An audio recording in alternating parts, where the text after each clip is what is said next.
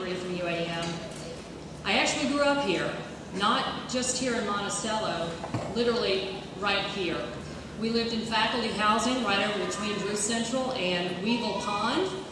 I used to look forward every Saturday morning to ride my little bicycle over to the mailboxes where Miss Cook, the postmistress, was putting the mail in the boxes. And then I couldn't be out without a whole tour around the campus to go visit the old oak tree that you may remember in the center of the campus, and then a tour by the goldfish pond that was over behind Horsefall Hall.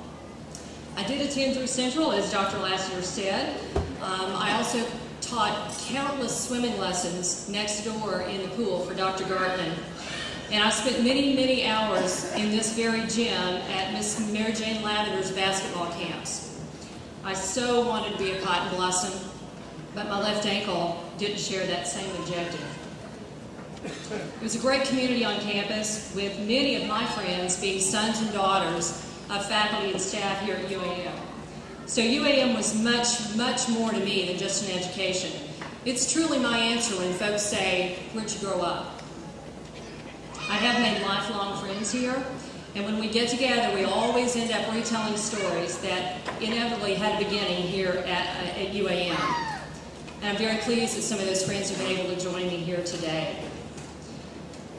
Graduates, I sat where you're sitting 29 years ago this month, and probably just like you, wondered what the future had in store for me. While that was scary and exciting, all at the same time, I did know one thing. I knew that I had a solid education under my belt and that no one could take that away from me. It was, and is, much like that MasterCard commercial, priceless. It's something you should be very proud of, and you should have the confidence that you can go out in the marketplace and compete with anyone with your degree from UAM. This is such an honor for me, but by no means has this been a one-person show. It's taken a lot of support over the years, and for the last 27 years, my husband Brooks has been with me every step of the way. 6 moves, several major jobs changes, and more recently, helping us make decisions as we navigated this upheaval in the wireless industry. And after all that, he's still there every night when I get home. Most usually with something delicious to make sure I get something to eat. So I'm pleased to announce that after 27 years of this trial period, I think I'm going to keep him. I've also been very fortunate to have had terrific professional support over the years. I'm especially privileged right now to be part of a group that can only be described as best in class. They're just excellent at what they do, and on top of that, they're just really good people. They're extremely bright and creative, and make coming to work every day such a pleasure. They raise the bar for me every day, and as we work together as a team over the years, they've been a huge part of any success I've enjoyed. They substantially increase the probability that we'll all be successful in this current adventure we're undertaking. This team's extraordinarily busy right now, so I'm very pleased that some of them could join me this afternoon. Many of you may know my CEO, who's with us this afternoon, Mr. Frank O'Mara, who's also a product of the University of Arkansas. His name may be familiar, as he was one of John McDonald's track stars for several national championship teams. So thank you for coming.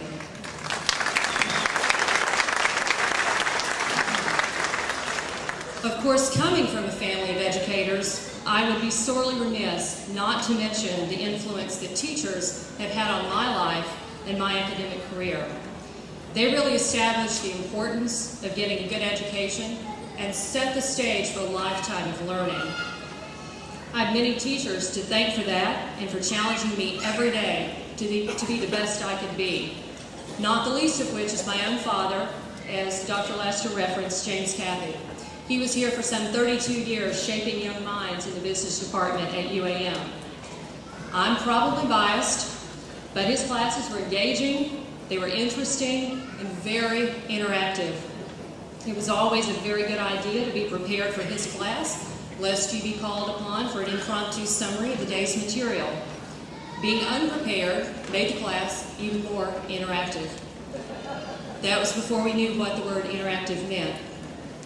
He was tough, but he was fair. and we were always much smarter at the end of class than when we began. This was representative of the learning environment here at UAM, where our faculty made sure we were ready to leave the classroom, that we were well prepared. And graduates, I'm glad to say, I'm very proud to say, that I was well prepared for my career. And yes, we really do use those statistics that we've suffered through. I've been fortunate during the past 30 years as well to have worked with and for some of the nation's most prominent business leaders in their respective industries that proudly call themselves Arkansans. I've learned a lot during this time, and as I thought about what those things are, I can really put them into really 3 simple things. First of all, good luck does not magically appear. I've yet to find the magic wand for good luck. 99% of the time, there seems to be a lot of hard work behind that good luck. Secondly, you'll face many decision points during your career on a variety of topics that you may have all of 3 minutes to consider. When you come to one of those decision points, do the right thing, not the easy thing. My experience has shown me that those are usually not the same thing. And finally, the golden rule really does apply. Treat others the way you would like to be treated. Treat that person that empties your trash every afternoon with the same respect you would give your boss. Weigh your words before you speak, because they will take on a life of their own. Graduates, I congratulate you on your accomplishment today and wish you the very best as you embark on your respective careers. I know you'll represent yourselves, your families, your faculty, and UAM very well as you leave this campus and take on new challenges. However, before I go, I must ask that you don't leave UAM behind as you physically leave this campus. This university needs you as new alumni to make a commitment to continue to be a friend of this university, preferably a very active friend. At the very least, stay close to UAM and encourage that graduate sitting next to you to do the same. Again, many, many thanks for this honor. It's a whole lot like my education from UAM. It's something I'll always remember, something that can't be taken away from me, and something that I'm very proud of. So in a single word to me, it's priceless. Thank you all.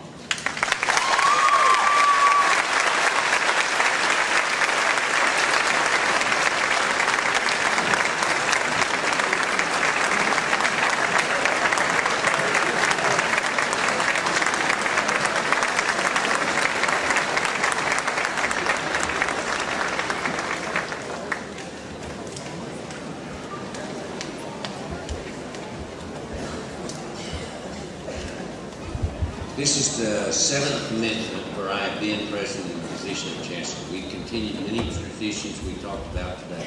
We did change some procedures. One tradition that the previous administration had that I want to follow today is to recognize special people in the audience. Will all the mothers, fathers, brothers, and sisters of the graduates please stand?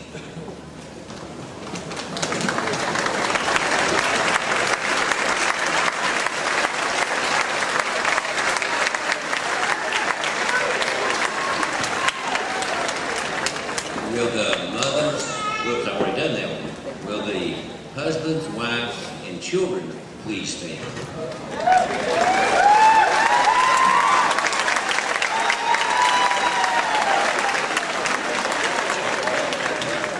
And last but not least, we failed to recognize one year and never again will we do that. The grandparents, will you please stand?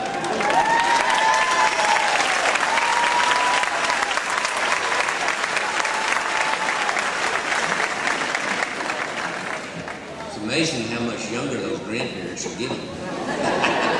Could be because I'm getting older. Another tradition each year is that we recognize all of our graduates, and this is a definition of what this institution is about. We are a unique institution with a unique mission. We take our job as faculty that's here in front of you very seriously. And that is, I'd like for all the graduates who are the first in their family to receive a college degree, please stand.